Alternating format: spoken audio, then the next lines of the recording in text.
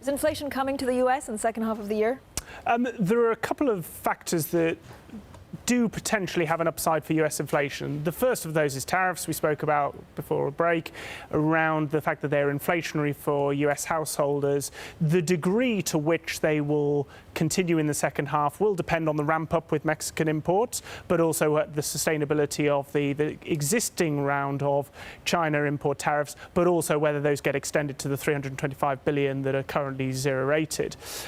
There is then, of course, the second element, which we've heard less about, which is the oil story and the hawkishness on the Iranian nuclear deal. That has kind of gone away, and the worries over the demand side on OPEC and non-OPEC supply means that the oil price has weakened.